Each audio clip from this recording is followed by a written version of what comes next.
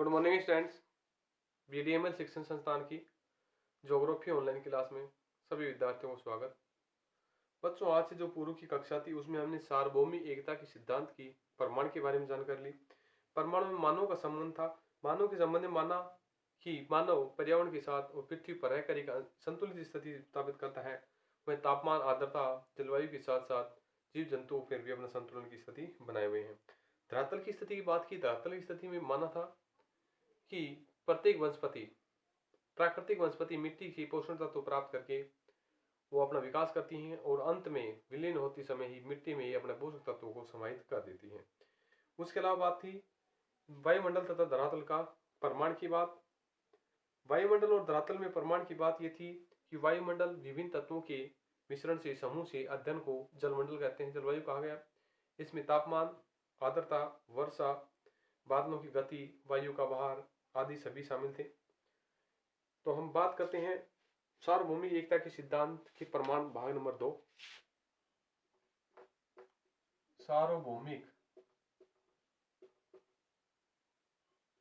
एकता के प्रमाण। तो सार्वभौमिक एकता के प्रमाण में ये मानना है कि सार्वभौमिक यानी हम सभी जगह विभिन्नता स्थिति होते हुए भी एक स्थिति में मान्य है, इनके प्रमाण को साक्ष्य देना है। तो इनमें हम मान रहे हैं कि वायुमंडल और धरातल का प्रमाण,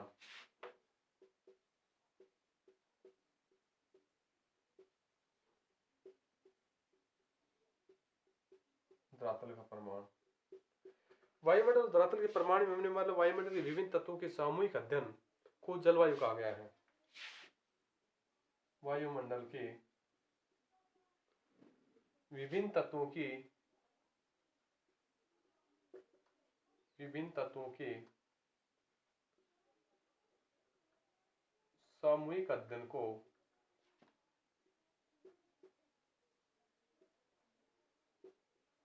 जलवायु कहा है।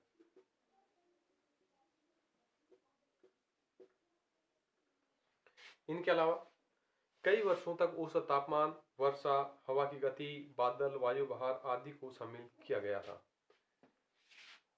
कई वर्ष वायु दाब, आर्द्रता, वर्षा, तापमान आदि को इसमें शामिल किया गया था। आदि को शामिल किया था। ठीक है। इसके अलावा अब बात होती है कि इन स्थितियों के होते हुए भी वायुमंडल में वो आकृतियां बनती हैं, वो दृश्य दिखाई देते हैं। उन जलवायु मंडल के आधार पर वो दृश्यों को नियंत्रण किया जाता है। जलवायु और धरातल की प्राकृतिक वनस्पतियों का निर्माण होता है। यहीं से वो आकृतियों का निर्माण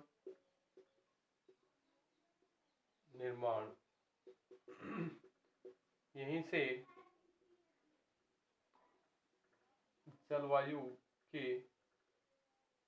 प्रभाव व नियंत्रण शामिल है। अब बात करते हैं वायुमंडल तथा जलमंडल के प्रमाण।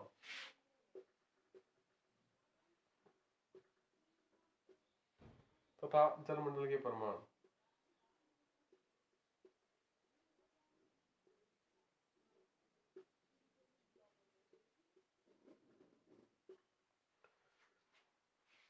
वर्षा की जो स्थिति होती है, उत्पत्ति वायुमंडल मुख्य माना है। तापमान के कारण या तापांतर के अंतर के कारण कहीं न्यून दाब, कहीं उच्च दाब की स्थिति बन जाती है। तो जलीय क्षेत्रों में वाष्पीकरण की स्थिति बनती है, फिर संघनन की स्थिति बनती है। इन्हीं के आधार पर हम मानते हैं कि वायुमंडल में जो है वायुमंडल तथा जलमंडल के प्रभाव बिल्कुल समान है। तो वर्षा की उत्पत्ति का मुख्य स्रोत है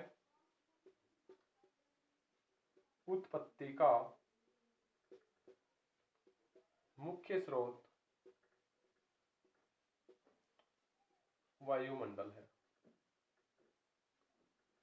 क्या है, वर्षा की उत्पत्ति का मुख्य स्रोत वायुमंडल है। ये सभी क्रियाएं तापांतर के कारण होती हैं।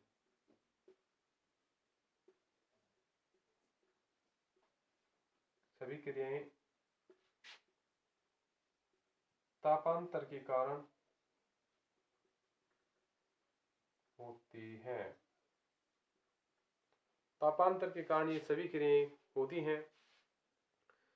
एक स्थिति ये बनती है कि वायुमंडल और जलमंडल, वायुमंडल की स्थल मंडल और जलमंडल, मान लेते हैं ये स्थल है और ये जल है, ये सूर्य है, यहाँ सूर्य किरणें आ रही है, यहाँ सूर्य किरणें आ रही है। स्थल मंडल जल मंडल की अपेक्षा देरी से गर्म और देरी से ठंडा होता है। जल मंडल स्थल मंडल की अपेक्षा जल्दी गर्म और जल्दी ठंडा, जल्दी गर्म और जल्दी ठंडा, देरी से गर्म और देरी से ठंडा। तो भाई सूर्य की किरणें जल मंडल पर आती हैं, जल मंडल पर आती हैं तो वाष्पीकरण होता है। वाष्पीकरण की क्रिया होने के बाद संघनन होता है। संघनन होने के बाद जो वाष्पीकरण की स्थिति थी उसकी बूंद बनती है और ठंडा होने के बाद संघनन होता है और वर्षा होना शुरू हो जाता है।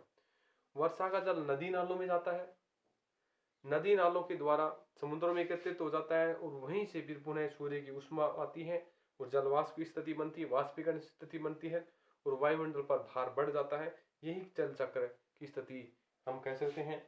वायुमंडल तथा जलमंडल के प्रमाण यहीं से सिद्ध होते हैं कि वाष्पीकरण की स्थिति शुरू होती है उच्च वायुदाब स्थिति के कारण, तापमान वृद्धि के कारण, फिर संघनन होता है, वर्षा होती है, वर्षा होने के बाद वर्षा का जल नदी नालों में जाता है, नदी नालों से फिर पुनः स्थिति समुद्र में आती है, समुद्र में फिर तापमान बढ़ जाने के कारण, तापांतर की स्थिति के कारण यहाँ से जो जल है वो आगे किस स्थिति में जाता है, वाष्पीकरण की स्थिति में फिर पुनः बन जाता है।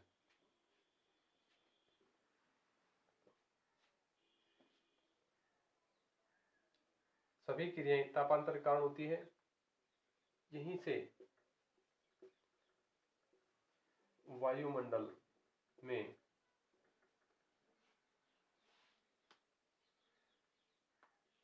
जलीय भाग का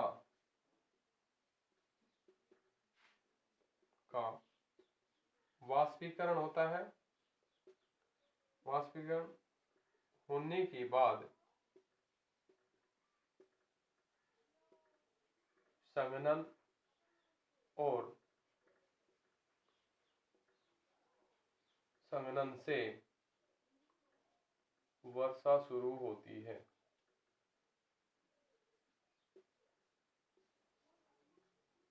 वर्षा का जल नदी नालों में और समुद्रों में जाता है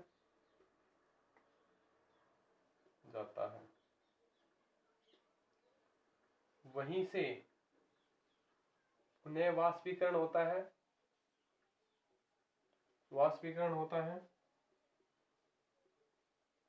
और यही क्रिया लगातार होती रहती है और जलीय चक्र कहलाता है। तो इससे कह सकते हैं वायुमंडल और जलमंडल की आपसी में क्या है, अंतर संबंध है, बहुत ही अच्छा मेल है।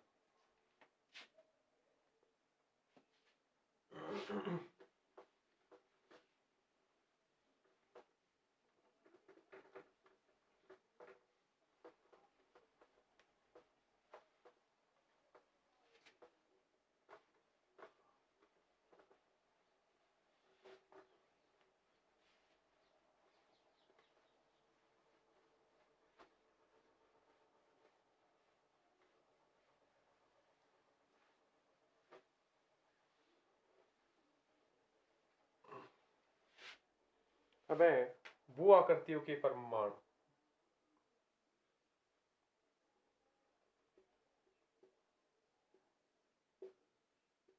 आकृतियों के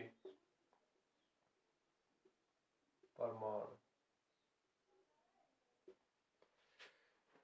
धरातल पर विभिन्न प्रकार की भू आकृतियां पाई गई हैं।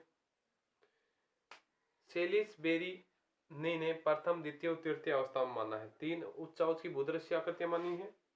प्रथम अवस्था में महाद्वीप महासागर माना है।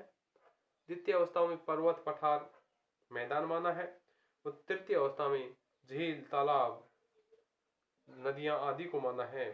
जैसे पर्वत और नदियों के संबंध को देखा है स्पष्ट होता है, उसी प्रकार नदियों का उद्गम मुख्य रूप से पर्वत ही माना है।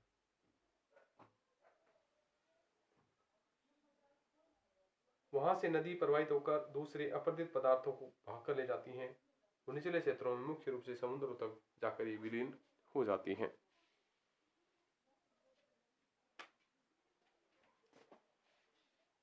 तो धरातल पर विभिन्न प्रकार की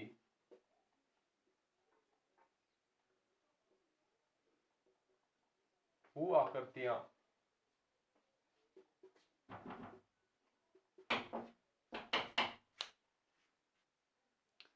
भू आकृतियों के प्रमाण जिस तरह धरातल पर विभिन्न प्रकार की भू आकृतियां मिली हैं, इन भू आकृतियों में भू आकृतियां पाई गई हैं, ये पाई जाती हैं।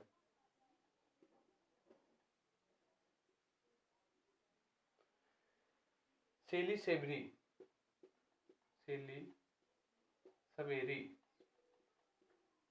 के अनुसार भू आकृति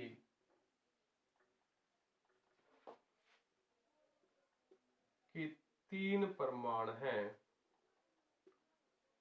प्रथम श्रेणी, द्वितीय श्रेणी और तृतीय श्रेणी मान्य है।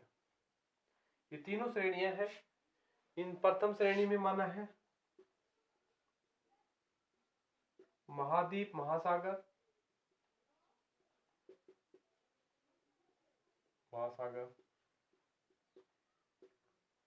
द्वितीय श्रेणी माना है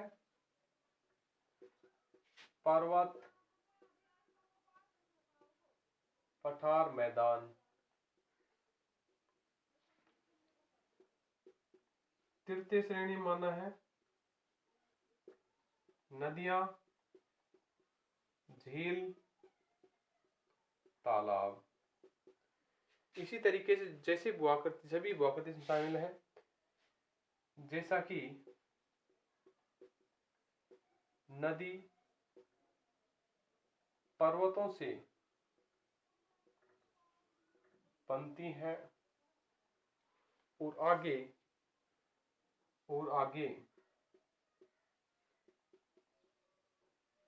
इन्हीं से संबंध रखती हैं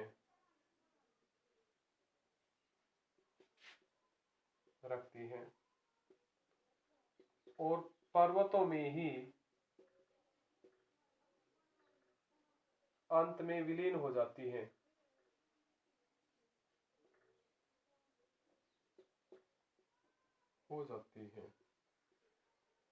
अंत में उसी क्षेत्रों में जाकर विलीन हो जाती हैं। वहीं से नदी प्रवाहित होकर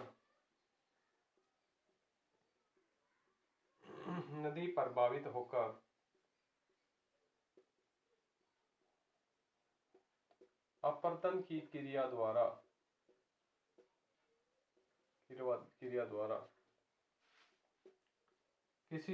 किसी भी भाग को अपरदित करती है और उससे ही पुनः